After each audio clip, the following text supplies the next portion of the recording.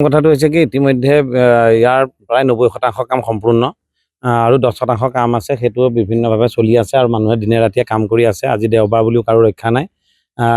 এতিয়া আপোনালোকে দেখিব ইয়াত সৌন্দৰ্য বৰ্ধনৰ কাম চলি আছে বা মিউজিয়ামৰ কাম চলি আছে। কিন্তু প্ৰথম কথাটো হৈছে কি লাচিত বৰফুকন হৈছে অসমৰ সৌৰ্যবীৰ্য, অসমৰ এক জাতীয় বীৰ আৰু এই জাতীয় বীৰজনৰ স্মৃতিত এই যি যোৰহাটত লাদৈগড়ত যি ইয়াত স্মৃতি সৌধ নিৰ্মাণ হৈছে আৰু দুটাকৈ আহোমৰ আৰু লাচিতৰ যি যাদুঘৰ নিৰ্মাণ হৈছে সেইটোৱে আচলতে আৰু ইয়াত যি এটা প্ৰকল্প নিৰ্মাণ হৈছে এই নিৰ্মাণৰ ফলত দুটাই আমাৰ অসমীয়া জাতিৰ লাভ হ'ব। এটা হৈছে অসমীয়া জাতিয়ে যুগ যুগান্তৰ কাৰণে লাচিত বৰফুকনক নিজৰ সৌৰ্যবীৰ্যৰ প্ৰতীক আছিল সেইটো মনত ৰাখিব পাৰিব। আৰু দ্বিতীয় কথাটো হৈছে যে লাচিত বৰফুকনৰ এই প্ৰকল্পৰ জৰিয়তে যোৰহাটৰ আটাইতকৈ বেছি লাভ হ'ব এইকাৰণেই যে যোৰহাটত ইয়াত পৰ্যটন ক্ষেত্ৰত এটা নতুনকৈ সংযোজন হ'ল, এটা বৃহৎ প্ৰায় 50 বিঘা মাটিৰ এটা প্ৰকল্প ইয়াত সংযোজন হ'ল। আমি এটা কথা জানো যে চক্ৰধৰ সিংহৰ দিনত বীৰ লাচিত বৰফুকনক সেনাপতিৰ দায়িত্ব দিছিলে।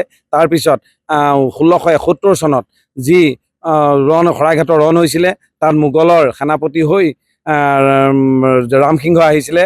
ৰামসিংহ আহি যেতিয়া যুদ্ধ কৰিব বিচাৰিছিলে সেই সময়তে লাচিত বৰফুকন আটাইতকৈ চৰ্চিত হোৱা মূল কামটো হৈছে যে লাচিত বৰফুকনে কেতিয়াও অলসতা বিচৰা নাছিল, কেতিয়াও মানে এলাহ বিচৰা নাছিল।